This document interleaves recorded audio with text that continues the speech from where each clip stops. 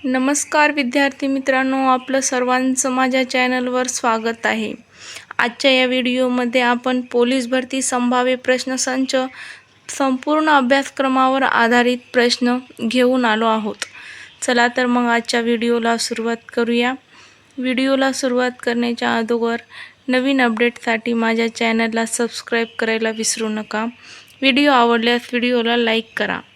प्रश्न क्रमांक 1 आहे, खालीलपैकी कोणत्या खेळाडूची BSNLच्या ब्रँड ॲम्बॅसिडर पदी नियुक्ती करण्यात आली? खालीलपैकी कोणत्या एका खेळाडूची BSNLच्या ब्रँड ॲम्बॅसिडर पदी नियुक्ती करण्यात आली? उत्तर आहे मेरी कॉम. प्रश्न क्रमांक 2 आहे, आकाशाशी जडले नाते या पुस्तकाचे लेखक कोण आहेत? आकाशाशी जडले नाते या पुस्तकाचे लेखक कोण आहेत?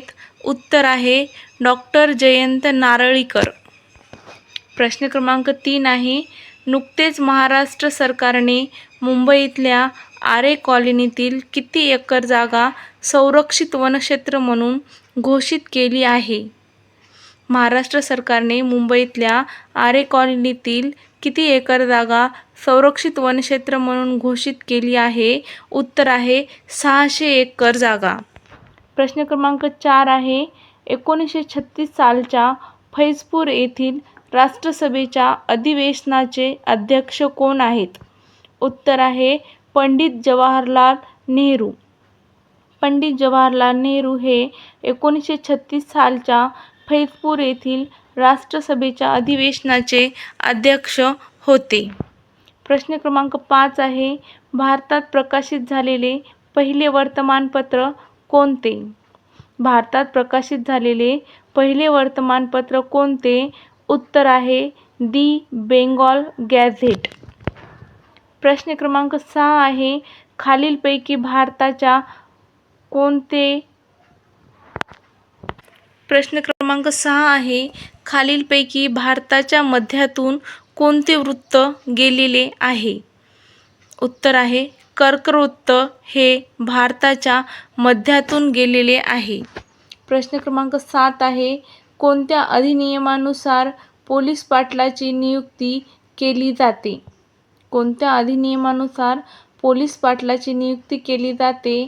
उत्तर आहे महाराष्ट्र ग्राम पोलीस अधिनियम 1967 या अधिनियमानुसार पोलीस पाटलाची नियुक्ती केली जाते. प्रश्न क्रमांक 8 आहे, भारतातील पहिले गांजा औषध प्रकल्प कोठे उभारण्यात आले आहे? उत्तर आहे जम्मू काश्मीर. जम्मू काश्मीर येथे भारतातील पहिले गांजा औषध प्रकल्प उभारण्यात आले आहे. प्रश्न क्रमांक 9 आहे, खालीलपैकी मराठी वृत्तपत्राचे जनक कोण आहे? खालीलपैकी मराठी वृत्तपत्राचे जनक कोण आहे? उत्तर आहे बाळशास्त्री जांभेकर हे मराठी वृत्तपत्राचे जनक आहेत. प्रश्न क्रमांक 10 आहे, जागतिक साक्षरता दिन कधी असतो? उत्तर आहे 8 सप्टेंबर. 8 सप्टेंबर या दिवशी जागतिक साक्षरता दिन असतो.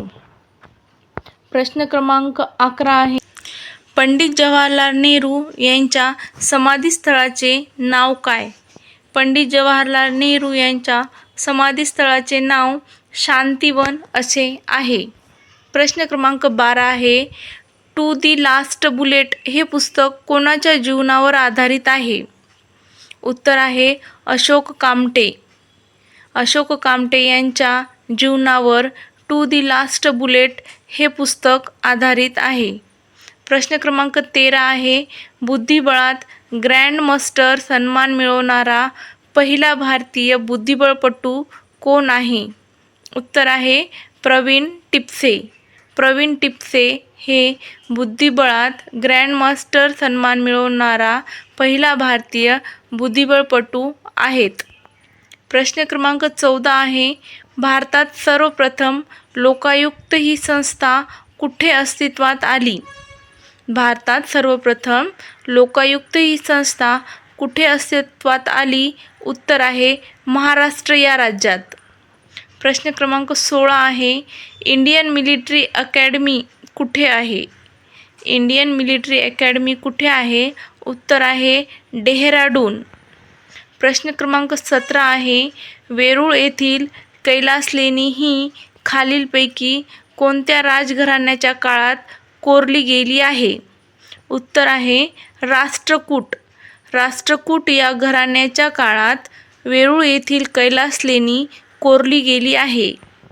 प्रश्न क्रमांक 18 आहे, जालना शहरातून वाहणारी कुंडलिका नदी खालीलपैकी कोणत्या नदीची उपनदी आहे? जालना शहरातून वाहणारी कुंडलिका नदी खालीलपैकी दुधना नदीची उपनदी आहे. प्रश्न क्रमांक 19 आहे, डॉक्टर APJ अब्दुल कलाम अमृत योजना ही खालीलपैकी कशावर मात करण्यासाठी सुरू करण्यात आलेली आहे? उत्तर आहे कुपोषण. कुपोषणावर मात करण्यासाठी डॉक्टर APJ अब्दुल कलाम अमृत योजना सुरू करण्यात आलेली आहे.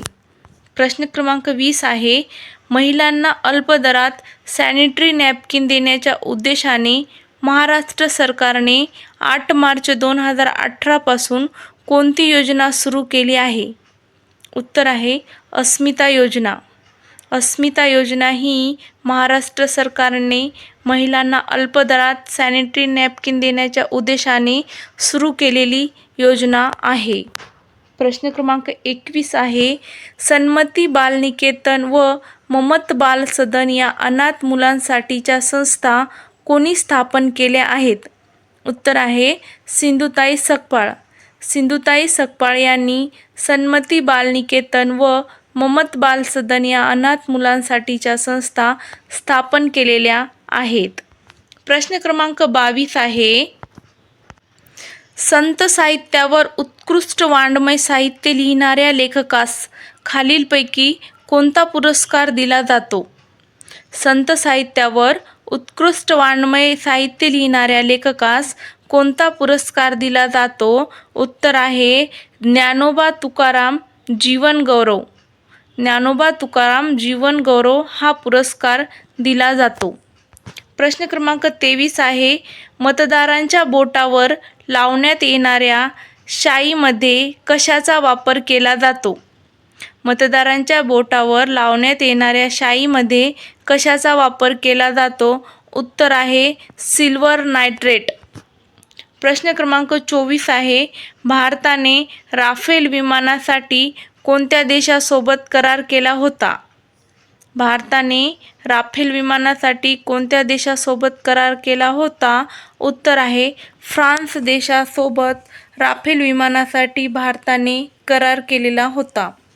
प्रश्न क्रमांक 25 आहे, रायटर्स बिल्डिंग ही पाश्चात्य शैलीतील वास्तू कोणत्या शहरात स्थित आहे? रायटर्स बिल्डिंग ही पाश्चात्य शैलीतील वास्तू कोलकाता या शहरात स्थित आहे. व्हिडिओ आवडल्यास व्हिडिओला लाईक करायला विसरू नका. थँक्यू.